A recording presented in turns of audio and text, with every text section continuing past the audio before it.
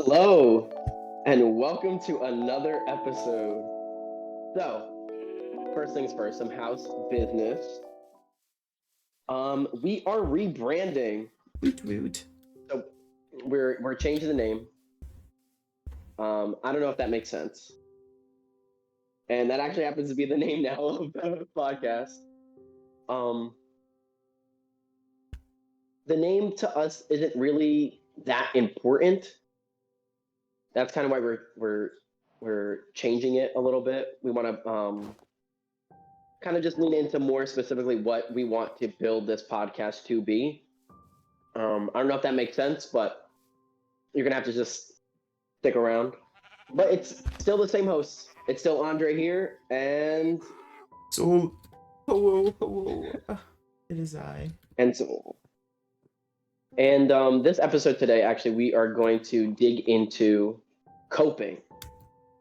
Coping. So I actually did. So I did. I didn't give you warning for this, but I wanted to Oh. just before we started, I wanted to give the technical definition of what coping is to Huh. ensure that, like, because I know you and I are probably on the same page, but then this way also the listeners are on the same page with us Yeah, of in a course. sense.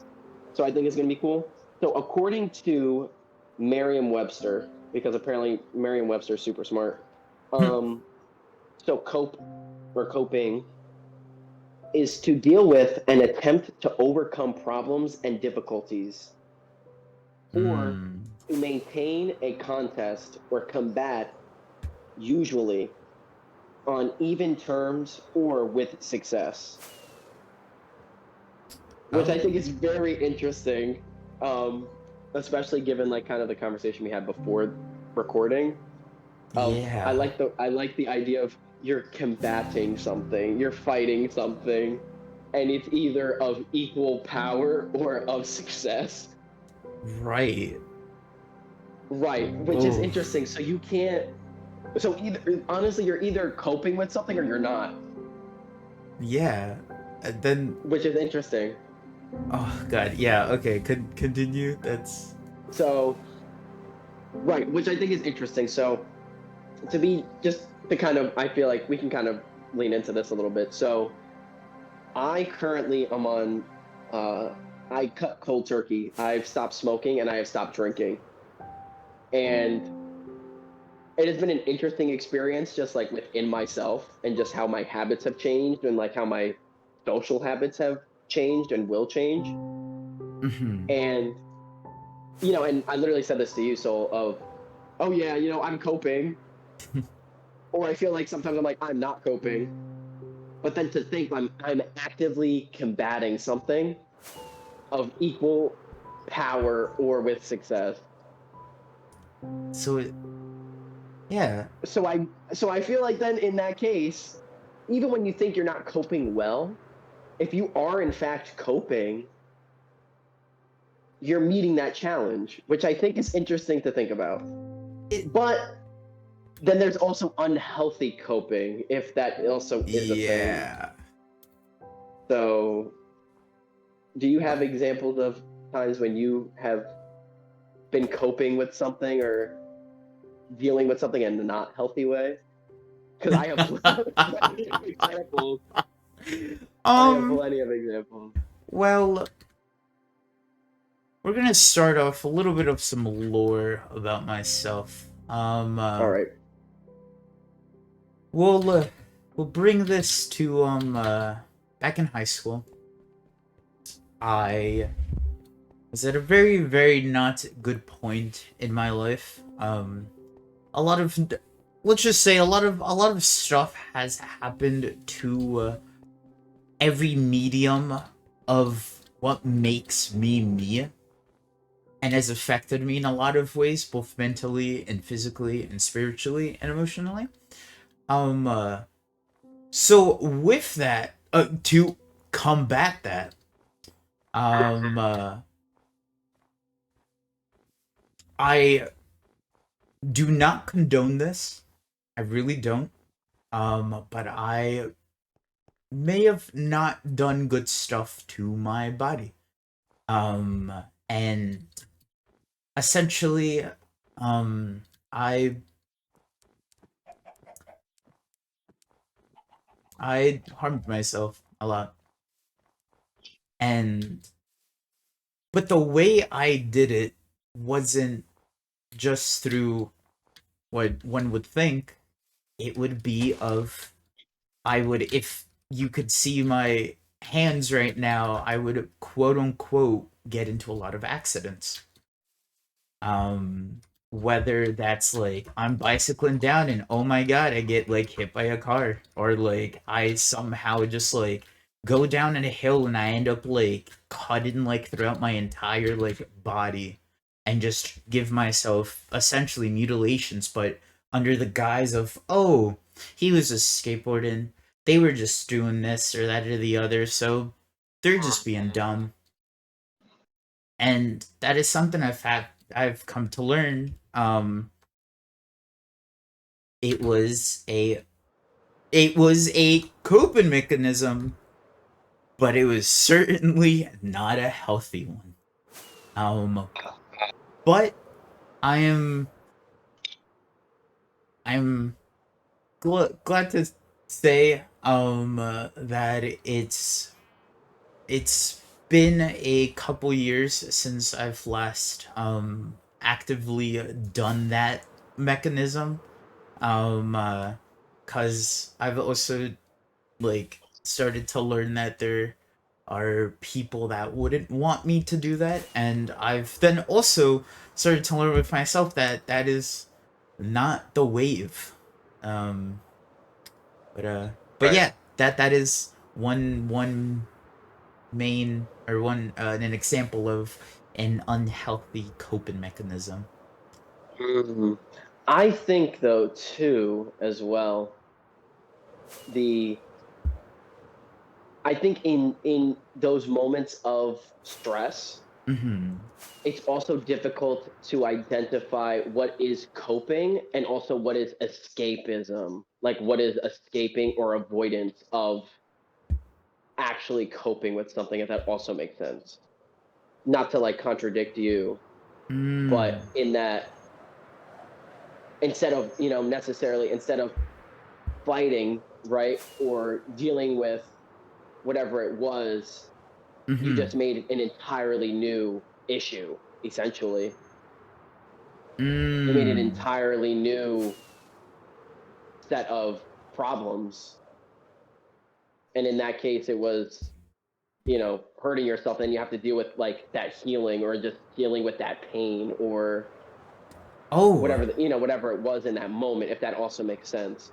Because now because that also made me think of like, okay, what are the coping things I've done? Mm-hmm. And I know for me, it's been like substances or it's been, um, I very much, and I think this is something that people don't want to admit a lot or don't really think of as something that's, but, an addiction to lust, Mm-hmm. that as a means of escaping, just like whether it's just dating or it's just like sleeping around or it's like, for some people, it's like straight up, it's just like a porn addiction. Like Right. completely just not even addressing whatever the actual issue is and just creating a whole nother stimulus. And I might even Oh. say that's not even, you know what I mean? That's not even an unhealthy coping. That's not even dealing with the issue entirely. No, You know, that you know, a whole nother can of worms to deal with. I I get what you mean, and I think another thing too that I've started to or started to learn, just like I think now I understand why I did something like that, and it Mm, was in a weird way mm, it helped, or it helped me get grounded, if that makes sense. Um, mm. Cause I mean, to put it bluntly, if you're profusely bleeding, you're not like your brain is like not gonna be thinking of like very broken familial problems or like either Right. other like shit or like just fuckery. You're gonna be like, wow, my entire arm is bleeding. I should do something about this. I should heal myself. And then you're in that focus. And then you just don't think about the negativity. You just you're just there. And Right. I think that is something that I especially when I was much younger, I was trying so hard to grasp, cuz time felt like it just went, you know? Um so yeah, I guess that is. Wait, so then would Mhm. so I guess what you're saying, would that be another, technically another way of like. I mean, I would say that's just a means of avoidance. Mhm. Means of Completely like avoidance. trying to just forget about your issue instead of like even addressing it Mhm. at all. And but then also what just thinking about this topic too, and then gets me to think of like what are other means of avoidance that just people in general collectively like we use. Mhm. And like I think I always think about too, or at least not always, lately specifically, is like the only way I can describe it is emotional constipation. In that like Mm. when you're like reluctant to let it out, and Yes. like you're Yes. unwilling to just like as okay, yeah, like kind of gross, sorry everyone, but like when you're unwilling to let that shit flow, literally to play into like the constipation aspect of it. But when you're just like, no, I'm not going to deal with it. I'm not going to deal with it. I'm not going to deal with it. I'm not going to deal with it. I don't know how to deal Mhm. with it. So I'm just not going to, or I'm just going to act like it doesn't exist. But I think the problem also that we have is, well, of course, that's like an individual thing. But I think also like culturally, Mhm. that's like a rampant phenomena that's like acceptable, Right. of like,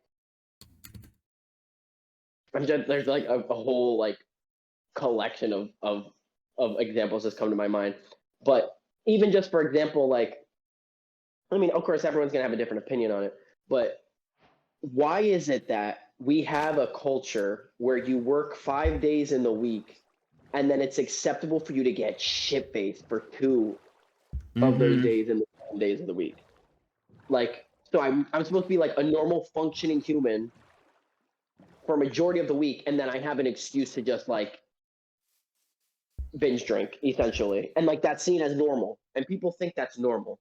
Right. You know what I mean? Like, okay, what's the constipation there? Like, what is it that you're? Why is it that you have to store up so much stress energy and then Mhm. have to let it out in that specific way? Ah. Or like, or one that I think is an avoidance Mhm. of like just emotion or conflict is like to kind of bring it in, and some people are gonna be like, oh, but like the iPad kid shit. If parents like the moment your kid's mildly annoying or the moment your kid expresses dissatisfaction with whatever is going on, you're just like, all right, shut up, and just like, you're also teaching them to not cope. You're also teaching them that avoidance and escaping. Oh, if you're bored, oh, just Mm. just shove shit and just put lights in your face. Just put Right. lights in your face, and like you don't have to feel uncomfortable. And just not think about it. Right. Oh, you don't like, or like, oh yeah, you don't like being at the grocery store? Here, just watch, whatever crap on YouTube. Where it's kind of like, Right. well, why do that? Why not have a conversation with your kid? Like, believe it or not, like you can have conversations with children. I have conversations with children all the time. No, I mean, I'm not talking absolutely. about politics with them, fuck, but like most adults, I don't talk politics with either. Most adult conversations are like talking to children, So like, Right. I think also an issue, just reeling it in, even just to us specifically, what like how is a someone raised as a male Latino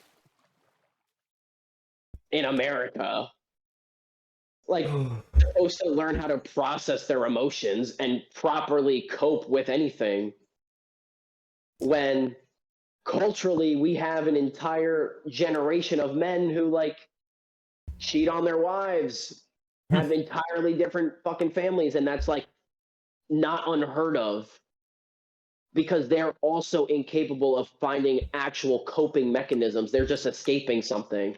Mm-hmm. And then you're taught that. Going back to our previous episode, um, also the complaining versus venting of if you're not I feel like venting is a way of coping with something. That is how you combat something because you're processing it, and that's the first way to attack an issue. I don't know. Hmm. I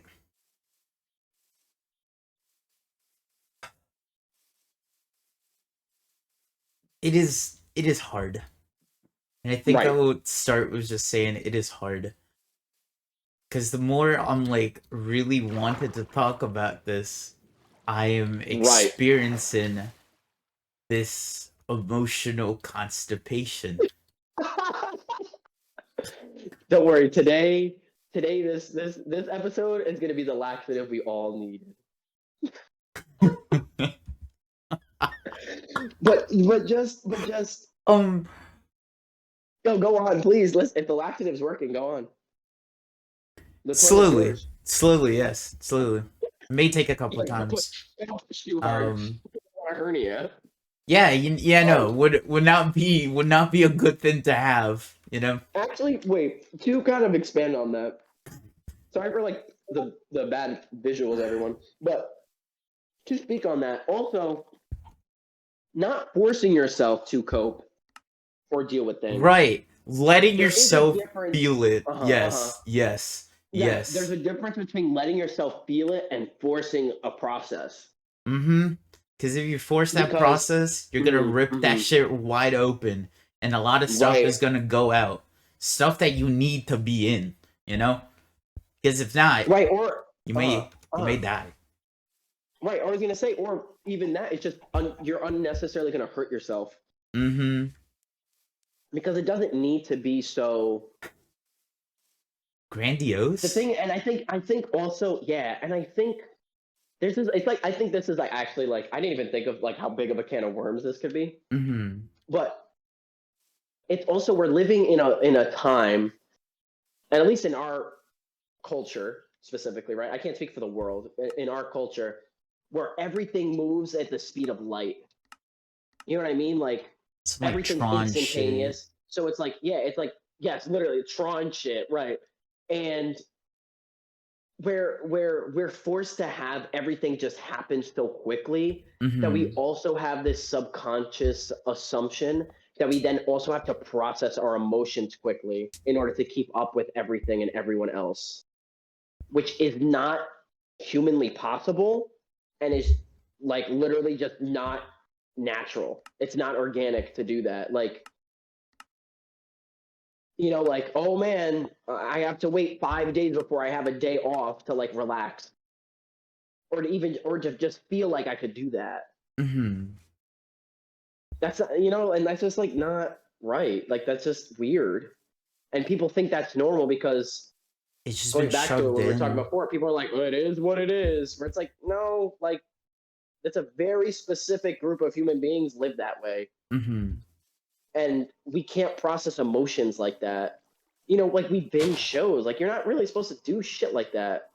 Like that's not coping either. Like, oh yeah, I'm just gonna sit at home and watch 8 hours of fucking media. I'm like, mm, Yeah, no, it's just again avoidant. right, exactly. So we just live in a culture of avoidance. So then it's no wonder that we're all backed up. It's no wonder that we're all so unwilling or literally unable to sit and really process the shit that happens to us. Like, because I know, like, even you and I, where it's like right now in my mid 20s, I'm like coping and realizing shit from when I was like a child. I'm really being like, holy Mm-hmm. shit, man. Like, I didn't realize that was an issue.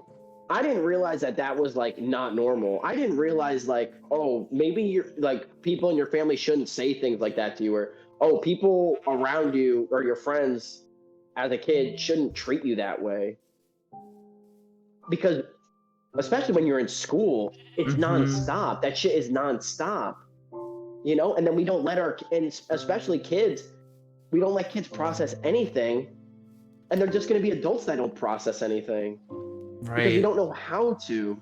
Cause that shit really does start from the beginning, man. At one point, it just goes from school. You don't have time to process what the hell occurred in school, so you go back home to try and just feel something. And then even just going back home and then having to deal then with family, and then you don't know how to feel with that. And I think to Right. go back, I guess, like a little bit, because now I'm just getting passionate. Yeah, yeah. I I remember understanding the my family's culture of you're just a man. You're not supposed to like feel this. Right. No Right. matter Literally right. no matter how I am not and I will not say this right now, but just of going through some really traumatic shit and then having like your own parents just be like, it happens. Just don't think about it. Just continue to live, survive. And that's what I do. And that's what I did. I just survived. Hell, to be honest with you, I didn't know how it felt like to feel these type of emotions until like I got here and until it was like around high school. Where then in high school I didn't get hit with like this other side of like, oh, you're allowed to feel, you're allowed to do X, Y, and Z. It's okay to like be mad, it's okay to be sad, it's okay to be happy or whatever.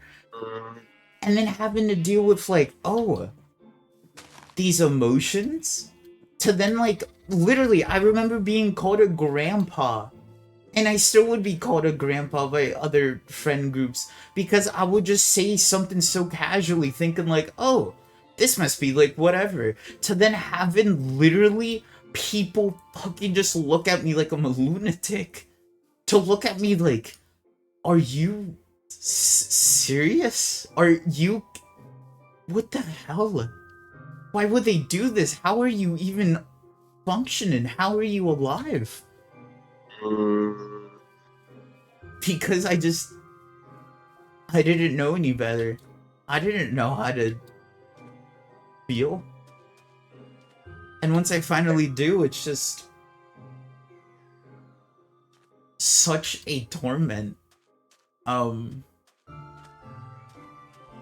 but but yeah, just to go back, it is a slow progress to being able to again like understand like what coping mechanisms like work for you, and now to also strip yourself away from that avoidance.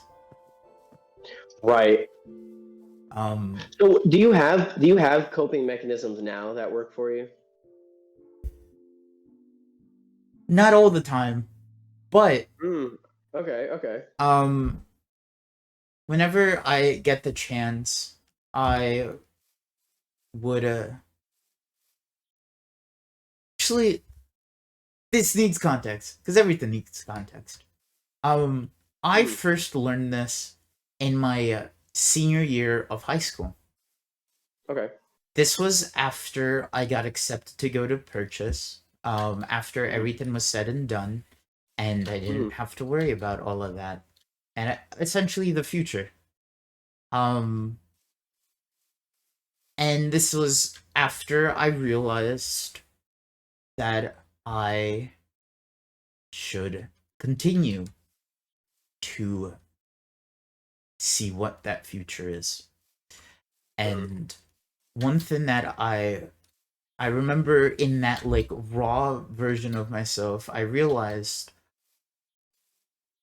and this is a very was a very like jaded just like version of myself, but I essentially told myself like people people are how do I say this? Like you don't need to be with people to just live and to be Mm. happy.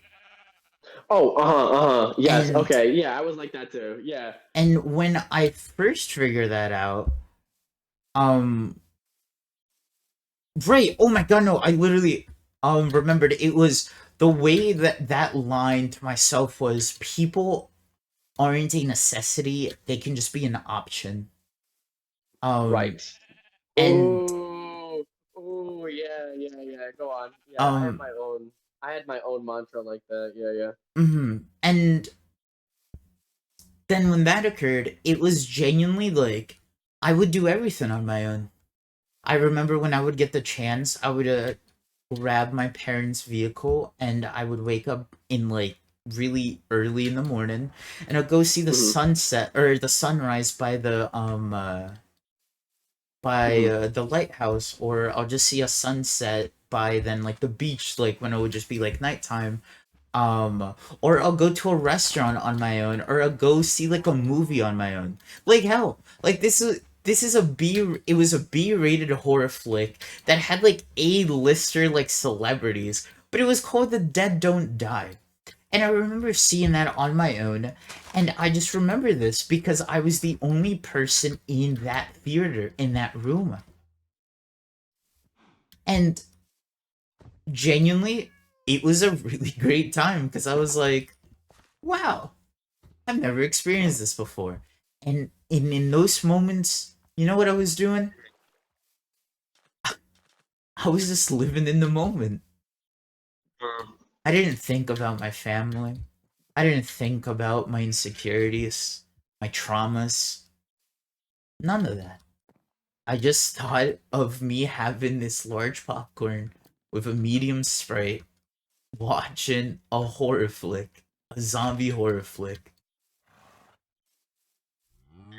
And what I essentially with all of that, it was really picking apart and going from scratch and telling myself, what do I like? What do I not like? Right. Why do I Mm, do mm, this? mm, How do I do mm. this? And then from giving myself those questions to then apply to doing it, no matter how hard the brain tells you otherwise, because I know Andrew knows this, and I know a lot of people do this, even if they're not thinking about it. It is fucking hard to actually like healthily cope. If that makes sense. Um, uh, Right. and that was just the start, the beginning of this fresh life. And for myself, at least, I feel not. I feel. I know I have gone a long way, but there is so much more, and that's okay. It fucking sucks. I'm not gonna lie. There's like always whenever I say stuff like this, there's a part of my brain that's just kind of like dog, and then just goes down like really negative pathways. But you then like slowly but surely that light part of you is gonna get bigger and bigger to where you can like tell it to shut the fuck up, you know. Right. And it's just a process. It genuinely is just a Right. process, a long, grueling, but not impossible process. Um, but yeah, so that's how I think I started on having an ounce of a healthy coping mechanism. I see. Okay. Okay. What about you? I would say, yeah. Yeah. I've been avoidant since day one. Um, and I'm trying to think of. I think the thing that helped me cope, or something that helped me just to like feel my emotions for me, definitely was like music and like art.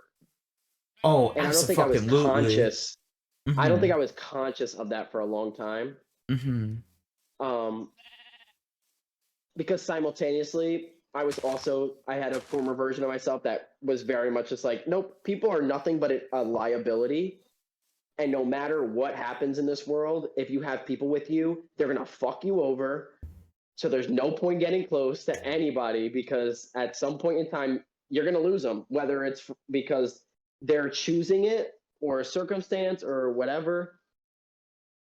But as time progressed, Mm-hmm. and I think especially going to school and like being away from home and taking advantage of that opportunity to reinvent myself away from like high school Yeah. and like that childish version of myself, Yeah. I realized that life is not worth living if you're not sharing it with people. Because Mm-hmm. then, it like, sure, you know what? Honestly, you could probably be a billionaire CEO and be like, fuck everybody. Everyone's a liability, right? I'm going to focus on me. But what's that worth? End of the Right. day, what's that worth? It's not really worth anything because, I'd rather be poor and in love. I'd rather be struggling every day financially, but knowing that like there's people in this world that like will always support me and like just care about me and not what I can give to them, but for my inherent value as someone alive on this earth. Right. And I think that realization, that is what's allowed me to begin processing things. But Mm-hmm. obviously it depends on what, right? It depends on the day. Right. But I find the thing that helps me to cope or the thing that helps me to process my emotions to combat any bad things I have inevitably is the relationships that I have with the people that I love, or even Mm. just the relationships with people just on a daily basis, honestly, because I'll go into work and the beginning of the day honestly might be bad. It might be a shit start of the day, Mm-hmm. like, but I'll find as time progresses, there's people that, like sometimes someone new, like, you see kind of the same people at work, right? You know what I mean? Like you're familiar with certain Yeah. characters. All of a sudden, let's say, I think it was, yeah, it was today. Like someone who had never gone out of their way to smile and say hello to me did so. And they're like, hey. And I was like, and of course I was like, hey, what's up? And they're like, how are you Wow. today? And we had like just pleasantries, really quick. But Yeah. but like just that of like, oh shit, That goes a me long coming fucking into way, work, man. it was positive, right? Mm-hmm. And I don't know what that person's day was, but what I said was just, you know what?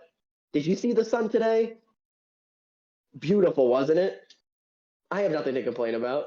And Mm-hmm. both of us just being like, you know what? You're right. Smiling and just that's it. It doesn't need to be any deeper than that. Just that simple thing helped me be like, oh, right. It's not so bad. It can't be that bad because interactions like that, as superficial as they are, Mm-hmm. they exist.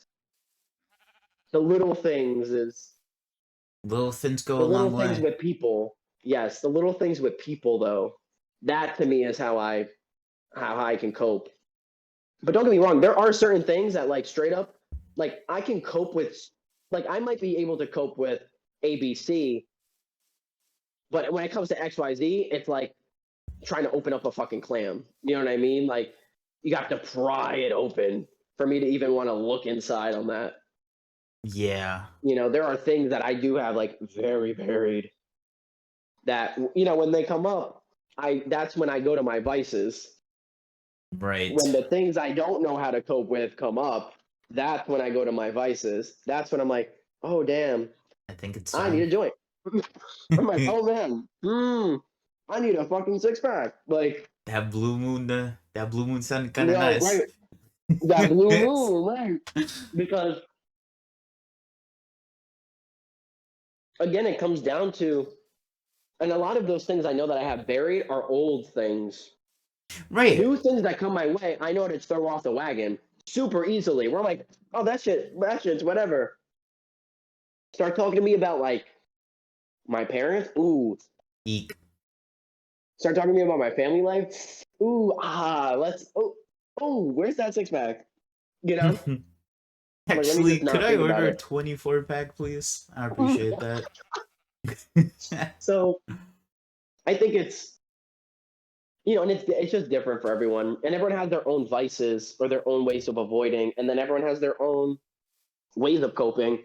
But I think inevitably it always comes down to people, or and I Yeah. like what you said, and we also mentioned this in the last podcast. Not to keep referencing it, but everyone probably should watch that one too if you didn't listen to it. But no matter what, at the end of the day, if even when you feel like you have no one, you have yourself. Mm-hmm. I would put that in with people because you need to, you will be inevitably everyone. You will be your worst enemy, but you should also, when the time comes, you need to be your own best friend. You need to be the one that will stop and look out for yourself. You just have to, even if it is just going to the movies by yourself. That Right. small thing, because you did that shit for you and no one else, And it and that and it's that is everything. right. It can just be so difficult, man. Um, and I think it is hard. Um, to to go back.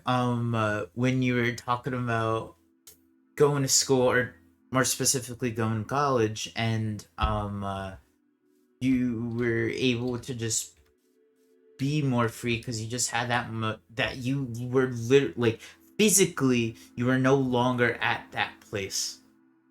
Right. And Yes.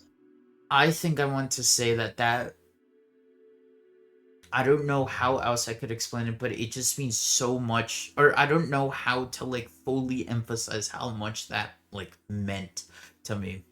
And I, Mm, of course, don't know this from how your perspective of how I was back then. But for myself, I could say that first semester genuinely felt like it was straight out of like a movie. That like yeah. college-esque movie. Cause genuinely Damn, it that was was my like goal, man. That was my goal.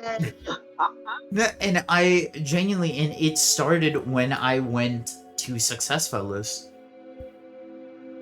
It Mm, um it started when I was able to just be my like literally just be myself even before I knew what I was and what I am, because it didn't allow myself. And one, I didn't allow myself, but two, also I just was not given that space. right. I Yes. was Yeah. not Yeah. given Yeah. that space. But also, this is one thought. In a weird way, I think this was also a way of avoidance. But how I worded this before, it was like to people of like, in like depression, it's typically like a like chemical imbalance, or essentially you have like too much of the sadness in your brain, right? Sure. Yeah, okay. Yeah. Right, like very, very like I'm not a scientist, I'm no expert. This is just how I worded it. But then I'm like, when you have too much of the sadness, right? But then what happens Mm. to the opposite? When you have too much of like the happiness in your brain. Oh, you know what that is, brother? What? You know what that is? Also depression. Because I can't. Oh, that's interesting. Because Right. you know what it is with that? It's Um. imagine. Okay, it's literally a button. Because this is also, I think, goes with going back to the whole.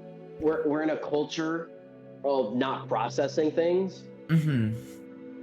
So if someone tells you, "Hey, hear this. I have an amazing invention. You press this button and you just get happy." Homie, what? I press the button, I get happy? Hell yeah, press the button and you just feel happy. No, and that it is what it is. Oh, okay, word. So what are you gonna do? You're gonna press the button, right?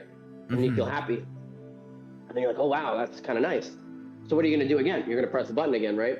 Mm-hmm. Eventually you're just going to keep pressing the fucking button.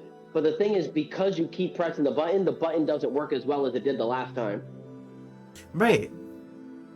That goes into addiction, and that goes into the overstimulation, and that goes into the iPad kid shit. You know what I mean? Because that also is what we live in, where everything's instantaneous Oh. gratification, where you're just, oh, happy button, boom, chocolate, candy, caffeine, alcohol, drugs, this, that, Mm-hmm. and that also then that fucks you up because the high's never the same the second time, the third time, the 300th time, the 500th time, the 3,000th time, the 12 millionth time. That also to me is Oh. depression I because then you're stuck in a vicious cycle of trying to relive the first time you press the button. okay. That I will go into, because I do understand. I definitely do understand when you're talking about that. Um, but I was also going to go in with that was, besides any just drinking and like all of that stuff, I just remember feeling very happy because this was the first time that like I'm just in a genuine space. This is the first time that I'm just living for me. That is when I was starting to go into that like always feeling too happy, if Yes, that makes sense. right. No, Um it does because go on. Yeah, I'll let you finish. Sorry. and no, you're fine. But then with that, then also then this goes into then another part of me where I feel like there's a fucking like phobia or like an official name for it, because like everybody always got some shit, but like phobia of being too happy. Um, uh, Ooh, interesting. I'm sure there is. because that is something that I know I fucking have. Because time and time again, the moment I'm truly in that moment, the moment I'm truly just living and being happy, something always happens, and it has in the Right. past. Every time I never had a chance to just relinquish in that like pure, delightful, just joy.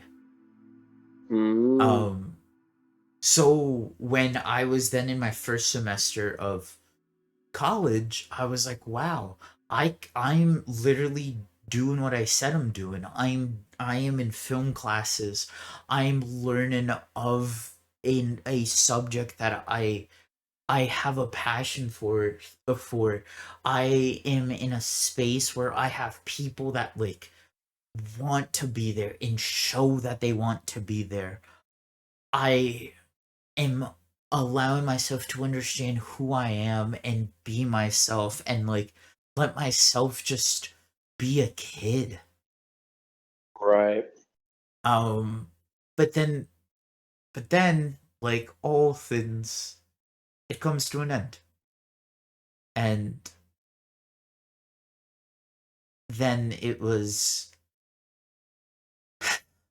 um then going towards into then winter break, and the months like the months leading up to it, um that rose colored like glasses just started to break again. And Mm. I think this time it just hit me much harder than I expected it, because time and time again, I've, even through hard work and all of that shit, I've never really had like that happy thing, or whatever happy, or you think of what happy is. It's always hard work and you live. Hard work and you just survive. Hard work and you just survive. But I remember this was the first time that I truly felt happy without an ounce of anxiety. And for myself, like that goes so beyond, like, I don't know how to describe it, but like it is a moment where I'm grateful I had, but it was scary afterwards, because then it was something that I've had for the first time just taken away from me again. Um, and then with that started up again that cycle of the avoidance. Um, and then that just further perpetuated a lot of stuff. Um, but yeah, so that's what just I meant from my experience with the like that like happiness and all of that stuff. Mm. Um, I don't Uh, I don't know if you remember from like because I know I've had to have said I know I've said this to you like in so many different like states of my mind. Um, right. Right. Well, to me, the biggest thing that cracked that was definitely the fucking pandemic too. oh my god, oh my That shit god, really cracked the fucking, it was like, oh, okay, bye.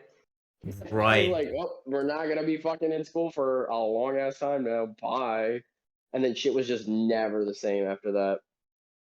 I It was never the same after that, I which is a was whole nother. Ugh. yeah. I don't know if you remember, but I remember it was you, myself, and some other friends, and we ended up going by the brook. Um, uh, and it was literally like I think a week or so before like the pandemic and everything like said like get the fuck out and stay inside. Right. Yeah. Right. I remember that. I remember walking amongst the on top of the rocks. I remember just hearing that like river or just a creek and just the conversations um and those are just memories I hold very very dear. Um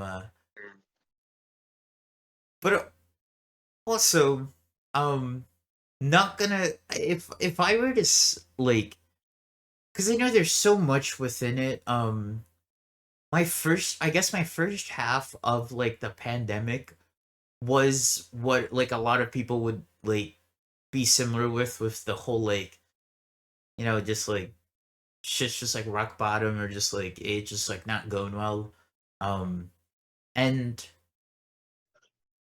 because again we're just saying shit and like fuck it um another avoidance again Mm. um but I guess avoidance of avoiding to eat um Mm. that is something that I know I struggle with um right. I was speaking about this before we were recording, but I think one of the things that I deal with a lot is binging. Not just whether it's binging alcohol, but really just that, like, genuinely, like, just like if I'm binging reading manga or watching like anime or just doing an excessive amount of one thing. Um and one of a big offender of that is Eden. Um, but my and I don't know how it truly started, but like it had to just switch to the opposite side.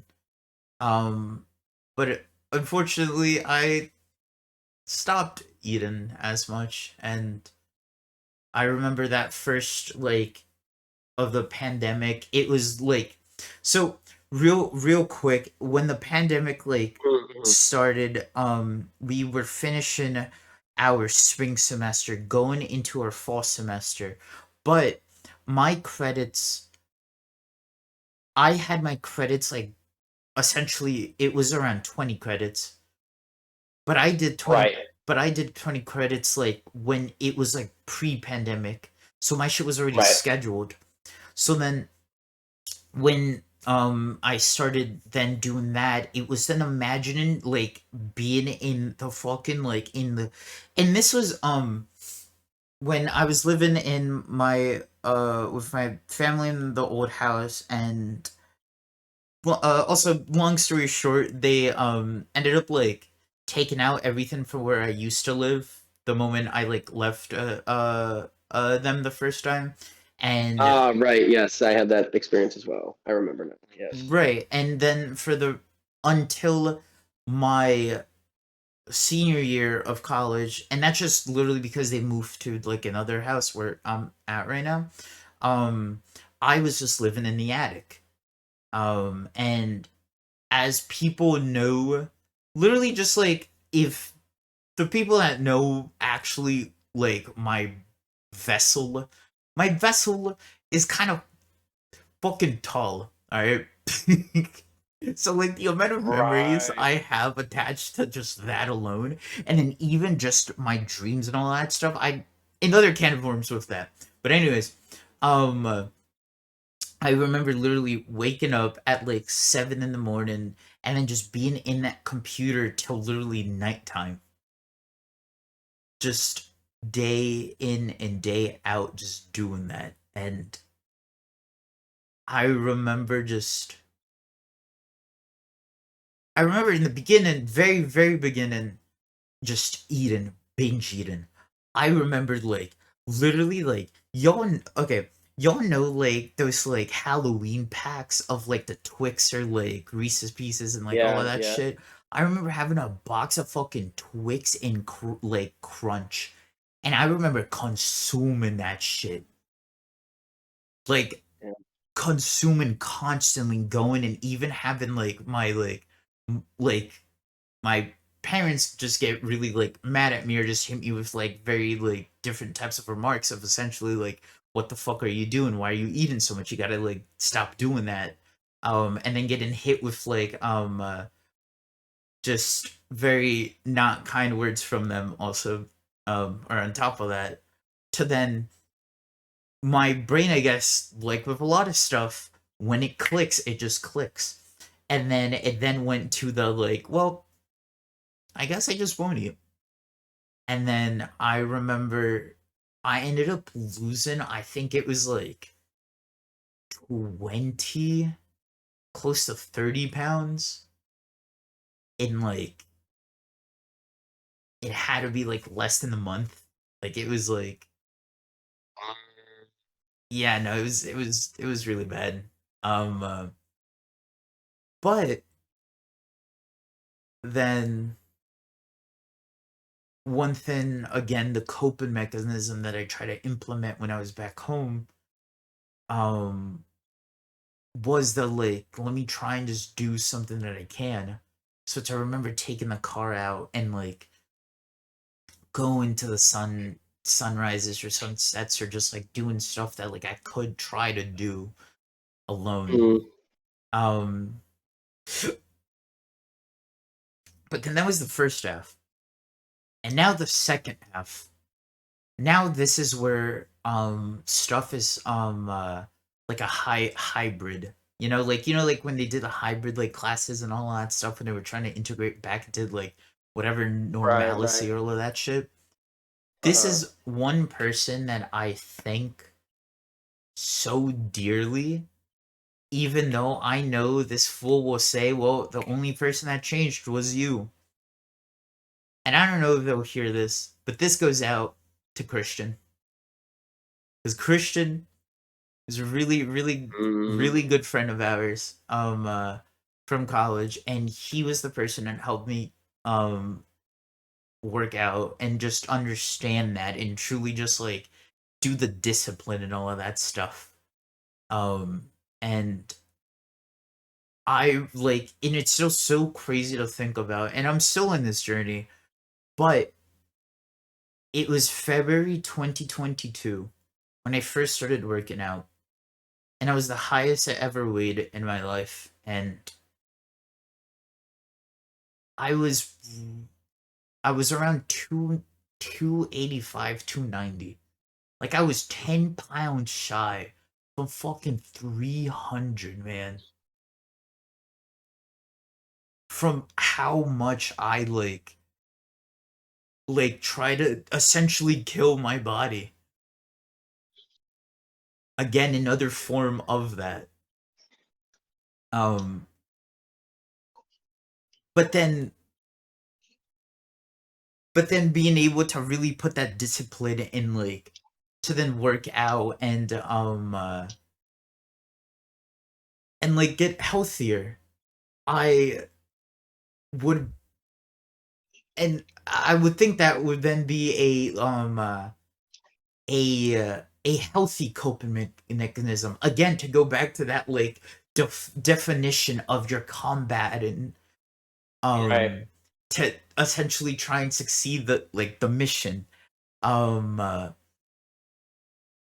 and it did help, but again, like with anything and everything, there is a balance too.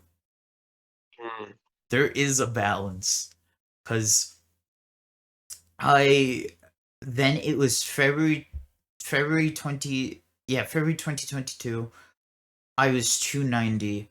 Then in that June, I weighed myself and I was 254.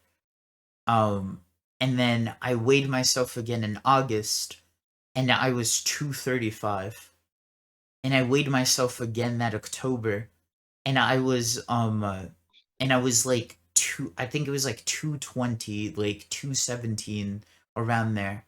And then that December was the lowest I've ever weighed in my adult life, and I was like 205, 204.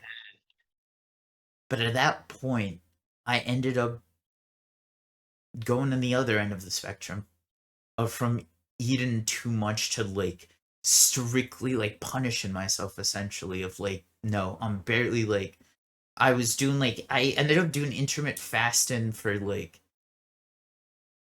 had to be like a year, like a year, 2 years of barely eating, and just like, I was definitely losing fat, but I was also losing muscle from like just not properly maintaining myself. Um, and I ended up using what would be a healthy coping mechanism to again overriding that and avoiding the thing that literally the whole ass reason I'm doing this shit, you know? Right. Um Right. Damn. Right.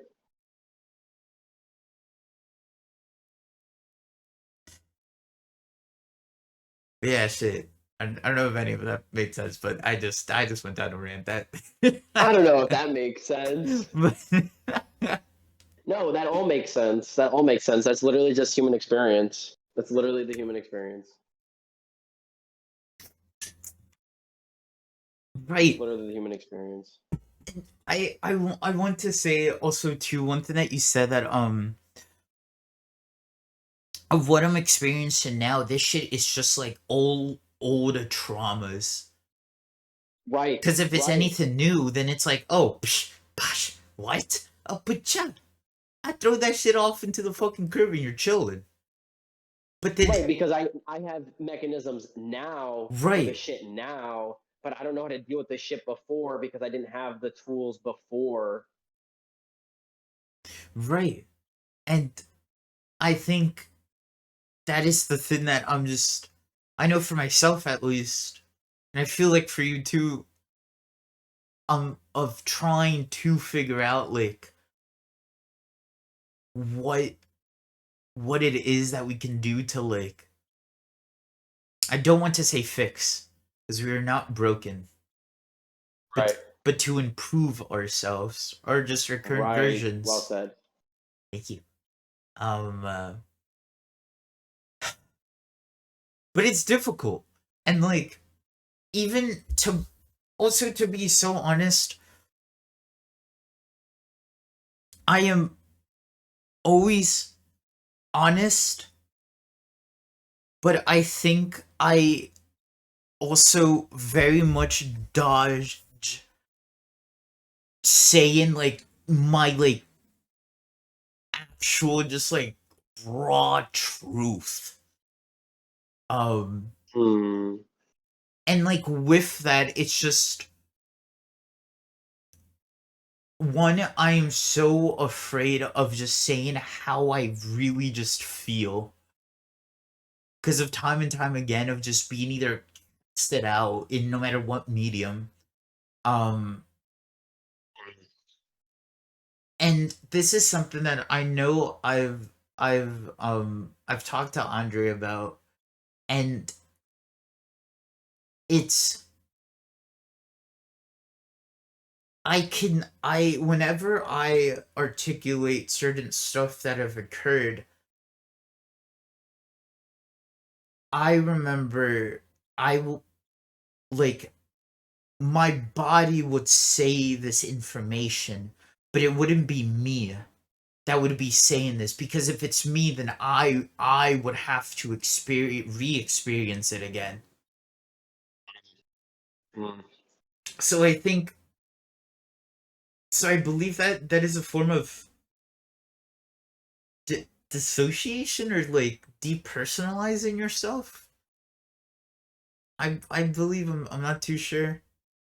Um, but the reason I say this is because I think this is another form of that avoidance of me, of like not letting me have like that pain again. So it was somebody else in the using my voice to like say that shit or say like my stuff. Um but then it is very difficult for me to truly like say shit when I'm either experiencing the trigger or like all of that stuff. Um So yeah, it's fucking hard trying to effectively use coping mechanisms, because one coping mechanism is definitely not gonna work for all. Because if that were the case, like, fuck man, I would have been booling Right, we'd since be robots and '09. everyone would be fine, right? We wouldn't have wars. Like, Right, we'd all just do crochet and then it would be fine. right, and fucking like picket ball. The hell is picket ball? You mean Oh, pickleball? pickleball. Yeah, yeah, yeah. I know what you meant, but I was like pickleball, and then I was kind of like, is that another thing? Um, but yeah, yeah, because my pretty much my coping's my coping my the way I avoid things is, I guess too, sometimes the avoiding could manifest in a positive way, maybe. I don't think so. I think inevitably, I guess they're always bad. But Mm-hmm. I always make myself busy with other people's problems. You know, where I'm Mm. like, oh no, I'm always emotionally or physically available for anyone and Yup, everyone all the time. yup. You know, where I'm like, I'm super helpful. See how well adjusted I am, that I can help other people with their problems, that I could be the your shoulder to cry on. And then people are like, are you okay? And I'm like, I don't know, but how are you doing? I think it's also a Mm. thing I do. Or I think a lot of people do that, and then it's in the guise of like, oh, I'm fine, where it's like, actually you're not really fine at all. It's just you don't have, like, I don't know how to deal with my own issues, so I deal with other people's issues, because similar to what you were saying, those issues aren't mine. Right. In that way, I almost depersonalize my own issues by making them less significant in comparison to other people's issues. Right. Right. And like, and I know that's something like I very much do, like even now with Mm-hmm. the people in my life, in that I'll always be patient and kind for other people's like issues and events and things, but I make no time for myself to really like think about what I'm experiencing, what I'm going through, and why I'm experiencing and going through those things, Mm-hmm. because I just can't handle it, because it's so old. You know, it's like carrying around a giant duffel bag and you haven't opened it in 10 years, 15 years. and you're at the point of like, I don't even know what the fuck is in there. I just know that shit is heavy, Right. and I don't even know what's in there. And if I open that up, I have to then know what every single piece of whatever is inside that bag that I've been carrying around. And that idea in and of itself is petrifying, Yeah. paralyzing shit. Oh, You know what I mean? And absolutely. when I ran into my old friend Isaiah Hmm. yesterday, we kind of talked about that where of just the of literally this of just like not being able to like digest things that have happened to you. Hmm. And he even said he's like, because we've known each other since like the 6th grade. We've known each other since we were like 11, really, but then hadn't seen each other in 5, 6 years. Yeah. But just even just briefly mentioning that, just the him looking at me and sighing of like, right, but you understand that because we came from the same place. He's like, and you're one of the few people that really can understand that experience. Right. But I think it's also understanding for all of us too, Hmm. that in our own way, yes, we've all been in that place. Because we all run away from stuff all the time, for better or for worse, Right. but the problem is we're just living in a world that encourages that kind of behavior to a True point that. of us just not even I might argue to a point where a lot of people don't even have things to cope with because they're not even processing in the first place enough to even realize the heavy shit that or what they're going through is even inherently like things that are bad Hmm. because of that of the oh no just don't think about it, it's fine, of Right. the oh, I'm complaining, not being able to even express the shit that's happened to you makes you not even understand it because until you speak it, it doesn't have form in this world. It Hmm. only exists in your mind. Right. And that's really when it's torture, is when you have experiences you never speak of. And And it's just. not to tell other people's stories, but I was spending time with Adrian the other day, Hmm. and just like in converse, just like something came up in conversation or like a phrase I used, like something, and then she just remembered something that had Hmm. happened. She had that moment, and then after that moment of of course, then afterward was like, I've never told someone that before. I've Right. never actually spoken that out loud before. And that hurt my heart. That hurt Absolutely. my heart because she hasn't been able to combat that thing yet because she hasn't even acknowledged it in the room, or hasn't been allowed to acknowledge that it is in the Yeah. room with her. Haven't been allowed to.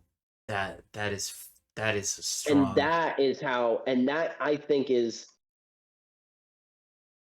just in general, going back to it, it's when you really love people, you let them speak their minds, even if it hurts you somehow, or even if it makes you uncomfortable. You let Hmm. them speak their minds. You let them say what they have to say because you have also the opportunity to stand side by side with someone and fight those things together, to combat those things together. And I Yeah. think that's also what people forget, is that your battles inevitably are your own. As Christian would say, like, you are the only one that changes you. And like, really, you're the only one that could really fight your own fights because you have to pick and choose those fights in the first place. Right. But you also get to pick who can stand by you, That and is they can very to true. follow up on that opportunity and that chance to fight with you. And that's really, in my mind, I'm learning right now, I think that is one of the purest forms of love. is the willingness to stand and fight for somebody, even if it's fighting shit that is things that they have had to endure, Mm-hmm. and just ensuring that they don't have to deal with that anymore. Right. Like that simple. Not easy. By no means is that easy, especially depending on whatever it is that is, up for discussion, but Right. it's very straightforward. It's not It's very impossible. straightforward to love someone and fight for them. It's not rocket science. It's really a 1, 2, 3 process, but it's just committing to that, because then that also helps you deal with the things inside of you and gives you perspective on how to combat the things inside of you in appropriate or inappropriate ways, Mm-hmm. you know? Yeah. Absolutely. And I'm not just Ugh. talking, and just to clarify also for, that's not just romantic love either. Oh my God. Yeah. That's for No. your, just, I know, but that needs to be said of like, Yeah. Of course. oh, do you hear those alarms? They're going off. They agree with me. Oh nope. Oh, that's a shame because the fire department all of a sudden is just exploding with sirens in that realization. In that, like, you get to fight with your friends, and that's really what your friend. That's what being friends is about. Yeah. That's really what it's all about. That's community. So we live in a world that doesn't want you to cope, and it's hard to do that because how do you deal with your own personal things and knowing that, like, you know children die every day, and knowing that your planet's dying, and knowing that your taxes is going up, and knowing that you have rent, and knowing that Yeah. so it's so easy to turn that shit off, but you turn that shit off, it doesn't make the issues go away. Closing your eyes doesn't make things go away. Not venting about things It doesn't make them go away. doesn't go away. It If any, just it makes them worse, really. festers and festers and festers until it becomes a big, big balloon. And I might even say a balloon, because depending on what it is, because if you're I just really like that word, combating something. That's a fight. That's a brawl. You know what I mean? Like that's like, for all that shit, whatever you're fighting has a gun, and you're bringing a knife. You know what I mean? You don't want to bring a knife to a gunfight.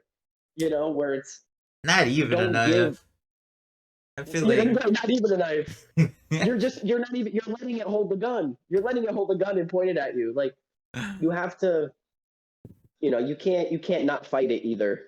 right. And that's in a very multifaceted way of, you just can't not fight either, whether that's for yourself or for others. And that's really what coping is about, is putting up the good fight, is understanding when it is that you don't fight, Right. when you slack off, and you have that lack of discipline to say no, I don't want this, or I need to deal with this, or how can I help someone deal with this to make our relationship better, or their Mm-hmm. own relationship to themselves better. Yeah. And that's, oh, excuse me, God.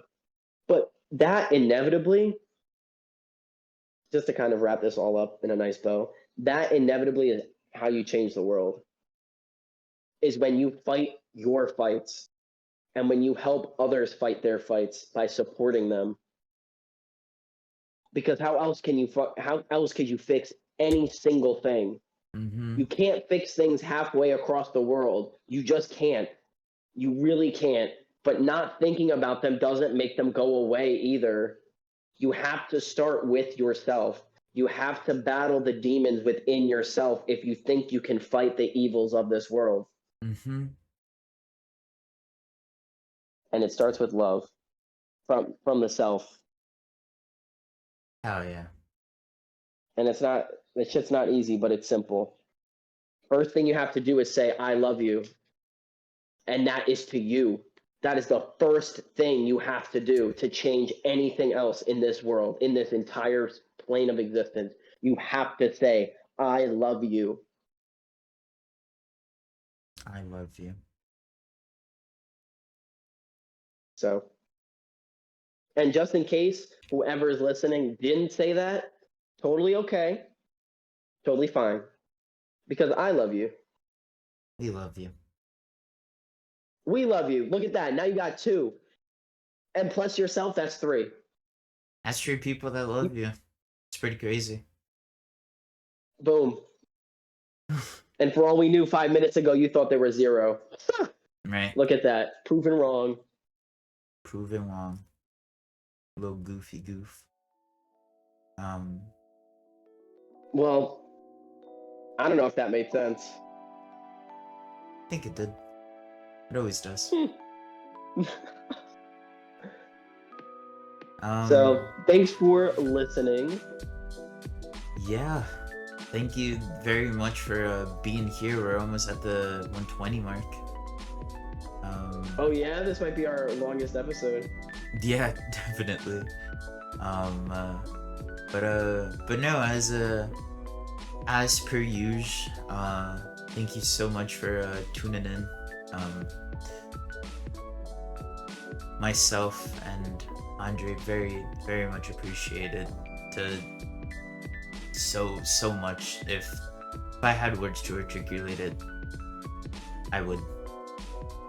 So it'll be a future me saying it, but I love you. Right, that is enough words, honestly, Soul. That is the words. Oh, yeah. Just thanks. And we love you. Oh, we have an Instagram. I don't even remember what it's called. I think it's that I don't know if that makes sense. I'm pretty sure it's like literally the exact name of the podcast. Yeah. And again, we're changing up the name. We're trying something different. We're still experimenting with format and stuff. Yeah. We're still on this is still phase one, experimenting and stuff. So we appreciate your love, support, and patience. So keep an eye on the Instagram. That's gonna be really cool. And yeah. Yeah, and I don't want to say. Also, last thing, I do want to just. I think we said this probably in the first or second episode, but we're very much not like the. Oh, remember to like and subscribe, guys, and tune in next. No, because we're just saying what our truth, and we genuinely like. We just hope it resonates with you, and it might be helpful to you, and if it's not relevant to you or doesn't, like, that is totally, absolutely fine. Yeah. That is totally fine, and we support that. But if you want to support us and like give us ideas, you want to be on the podcast, Fuck it. you want to say like literally just let us know and then say less. Like we're really just here to want to talk. to cope. We just want to talk and we just want to cope. Literally, this is a form of coping for us. Genuinely. Big time. Big time. But yeah, alright. That was Soul and good old Andre. I don't know if that makes sense, but we'll try again next time. Until then, buckaroos. Catch you on the flip side.